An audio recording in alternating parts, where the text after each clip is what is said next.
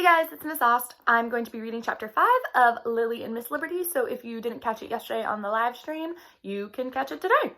So chapter 5 is called The Funds Grow Bigger. Lily could hardly contain her excitement as she headed for school Monday morning.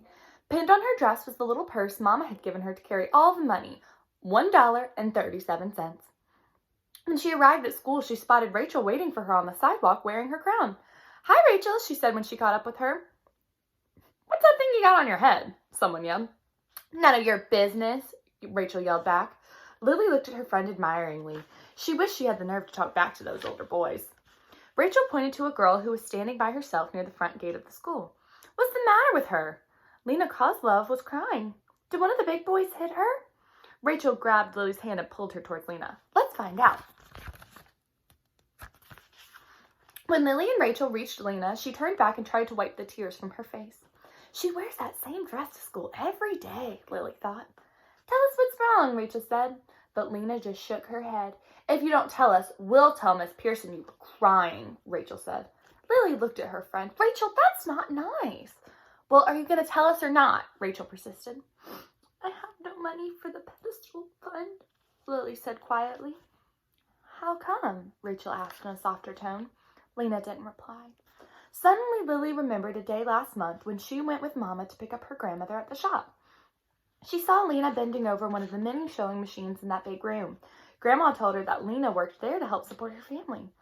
Lily looked at Lena's tear-streaked face. She reached up and touched the little purse. There was so much money inside it. She unpinned and opened the purse. "Here, Lena," she said. "Here is 40 cents for you." Lena took the 40 cents in Lily's outstretched hand. "There goes Sophie." "Take it," Lily urged. "I have more." She pulled out the two pennies Miss Rosen had given her. "Here's 2 cents more." Lily took the money. "Thank you, Lily," she said. "What did you do that for?" Rachel asked as she headed towards the main gate of the school. Lily was silent. She was thinking about how she had felt last Friday when she had no money to give the pedestal fund. The first bell rang and the children began forming lines in front of their teacher. The 2 girls stood in line before Miss Pearson. When everyone had gathered, the children filed silently into the school and into their classroom. Lily slipped quietly into her seat.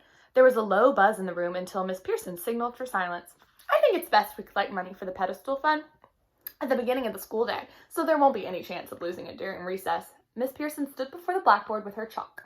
"Please raise your hands if you have something to contribute." "Sam." 30 cents, Miss Pearson." Miss Pearson wrote 30 on the blackboard. She turned and looked around at the children. "Rachel?" Rachel raced up the aisle. 3 dimes and a nickel," she yelled. Miss Pearson wrote 35 under 30. Then she turned around again. "Lena?" Lena walked up quietly to the front of the class. 42 cents, she said quietly. When Miss Pearson called on Lily, Lily's heart gave a little flutter. She unpinned the little purse from her dress, opened it up, and let the money fall in her hand. Then she walked up the aisle and handed it to Miss Pearson. 95 cents, she said. "Oh my, how did you earn so much money, Lily?"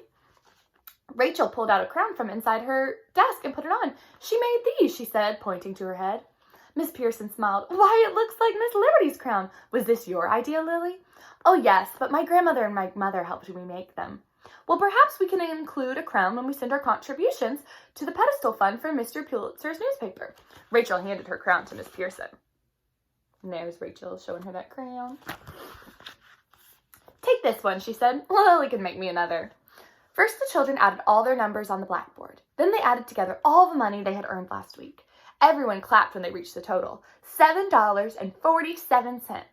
"Now we will write Mr. Pulitzer a letter," Miss Pearson said, "and maybe he will print it in his newspaper.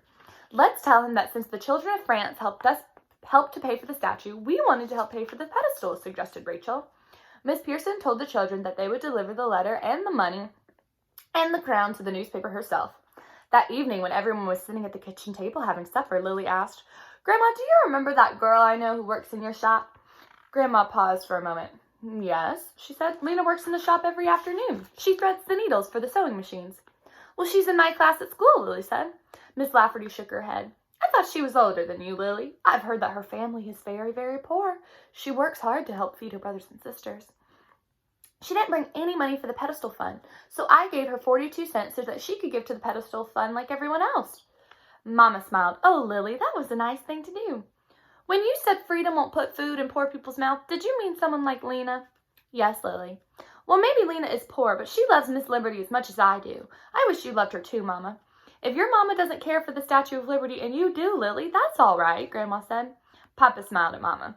In this country, freedom means that you are free to have different opinions. Isn't that right, Mama? Mama leaned over and patted Lily's head.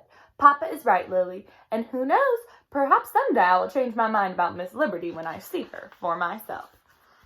So in our live stream, we discussed the most important part of the chapter, the main idea. What was that big feeling moment in this chapter? I want you to discuss it with a friend or write it down in your journal of what you think the most important part of this chapter was. And I will see you guys in the next Read Aloud. Bye.